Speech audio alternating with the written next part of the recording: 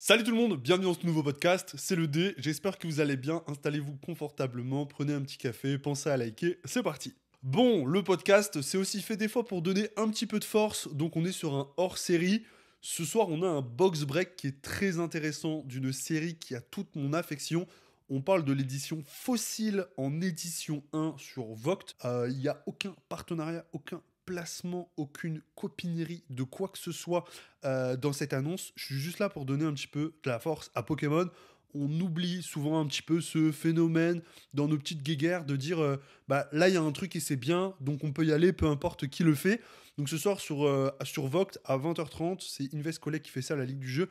Il y a un box break qui est très cool et il faut le notifier parce qu'on n'en voit pas souvent. C'est pour moi un box break qui est beaucoup plus rare que Fossil, que set de base est extrêmement plus rare que Jungle. Et encore que Jungle édition 1, on n'en voit pas des masses. Mais en tout cas, en ce qui concerne, ce soir, c'est du Fossil ED1 et c'est incroyablement cool.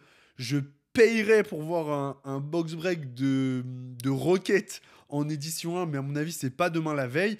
Et on va un petit peu décrypter cette actualité parce qu'elle est très intéressante. Déjà, j'espère que le setup vous plaît. Faut savoir que je tourne des épisodes en décalé. Du coup, ce podcast que vous voyez là, c'est le deuxième que je tourne. Vous en aurez un demain. Le setup sera peut-être un tout petit peu moins bien, mais on corrige au fur et à mesure des setups.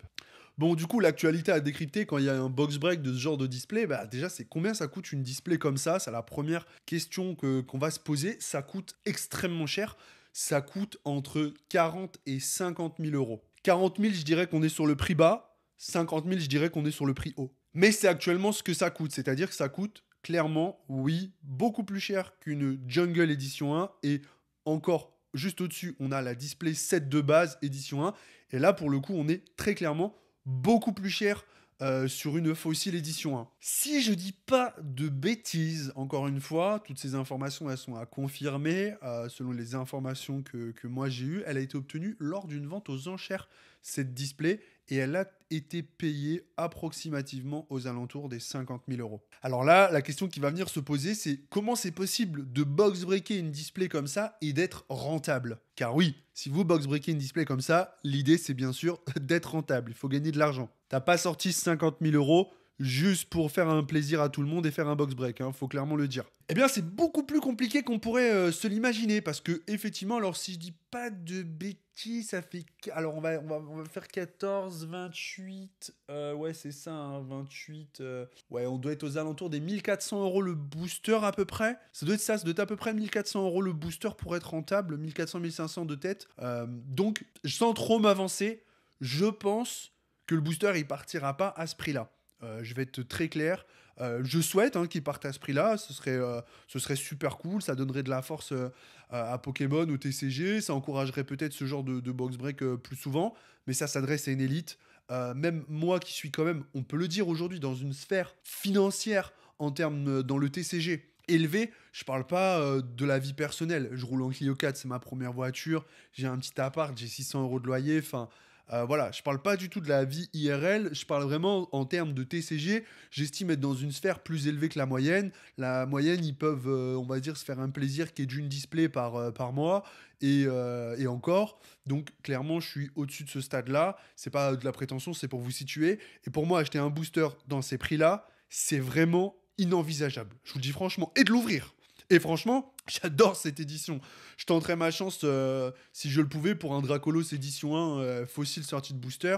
S'il revient PSA 10, je vous explique même pas le délire. Ce serait une dinguerie, mais je pense que ce serait pop 1 d'ailleurs, comme bien d'autres cartes, mais le Dracolos. Dracolos est franchement mon coup de cœur sur cette édition, qui sera toujours un coup de cœur de dingue. Le sulfura holographique, bien sûr. Revenons à nos moutons. Comment c'est possible hein, de box breaker ça? Très clairement, le booster, je pense pas qu'il partira au prix qu'il faudrait. Mais il y a des accords. Quand je dis il y a des accords, ça veut dire quoi? Il faut savoir que sur les différentes plateformes de vente, que ce soit sur Vogt, sur Whatnot ou sur les autres plateformes, sur les autres plateformes, je sais pas, mais en tout cas sur les grosses plateformes, il y a des contrats qui sont plus spécifiques avec des grades. Je vous dis une bêtise, on va avoir un contrat bronze, un contrat silver, un contrat premium et un contrat gold premium par exemple.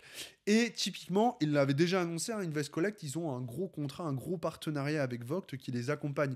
Donc à partir de ce moment-là, on peut spéculer sur le fait que, par exemple, l'idée, ça va être plus pour Vogt de financer une partie de la display en contrepartie de la visibilité de Invest Collect et de leur implication à ramener du monde sur la plateforme. Et donc ça a un coût. Si demain, moi, je ramène du monde sur la plateforme, ça a un coût. David Lafarge, par exemple, quand il est embauché par Vogt, il réclame de très gros chiffres. Et c'est tout à fait normal parce qu'il ramène un coût. Il ramène une visibilité à la plateforme et de nouveaux utilisateurs qui en plus vont être acheteurs derrière et donc faire gagner de l'argent à la plateforme. En fait, c'est ce qu'on appelle un cercle vertueux. Je te paye car grâce à toi, il y a du monde sur la plateforme, des nouveaux acheteurs. Ces nouveaux acheteurs vont aller sur de nouvelles ventes, sur de plus petites ventes, chez plein de personnes. Ils vont dépenser de l'argent, donc les nouveaux vendeurs vont être contents. Donc ça va parler de Vogt, ramener des nouveaux vendeurs et à ces nouveaux utilisateurs, vu qu'ils dépensent de l'argent, ils vont ramener à la fois de l'argent aux vendeurs, mais aussi à la plateforme de Vogt. C'est important de comprendre les rouages de ce système. C'est pas sorcier. Mais tout ça pour vous dire que l'intérêt de cette display, l'enjeu financier de cette display pour la plateforme de Vogt et pour Invest Collect n'est pas forcément que cette display elle rapporte de l'argent, parce que si on parle en termes de rentabilité, et on en parlera peut-être d'ici 24 heures ou 48 heures quand vous aurez vu ce podcast, vous verrez que je pense, sans trop me mouiller et trop m'avancer, que c'est extrêmement... Oh ma fille, on vient se glisser dans le podcast, ma fille d'amour, ça va Pépé? Alors, je disais, et je pense que c'est impossible que la display elle rapporte 50 000. Déjà, si elle rapporte 40 000, ce serait un truc de fou. Je rappelle que forcément, il y a des accords, parce qu'aujourd'hui, en termes de Vogt, je crois que c'est plus de 7% pour les professionnels. Les 30 centimes par item, quand tu veux un booster à 4 chiffres, on n'en parlera pas. Donc, pour moi, ça va devenir très compliqué de rentabiliser cette display en termes d'argent pur et dur. Mais il y a un deuxième moteur de rentabilité, eh bien c'est la visibilité engendrée, c'est le nombre d'utilisateurs que ça va ramener, etc., etc. Et ce genre d'événement, il est ultra bénéfique, à la fois pour Pokémon, pour la communauté française, et effectivement pour les... pour les différents utilisateurs de Vogt, que vous soyez vendeur ou... Bon, coup de coude que vous soyez vendeur ou acheteur en fait sur la plateforme. Voilà, faut savoir que ces ventes, je suis un peu déconcentré, ces ventes sont ultra bénéfiques. Donc, voilà pour mon petit retour. Voilà pour vous expliquer un petit peu les enjeux d'une telle display. Je rappelle quand même que pour moi, dans un ordre, on va dire... Kunit, tu bouges le micro.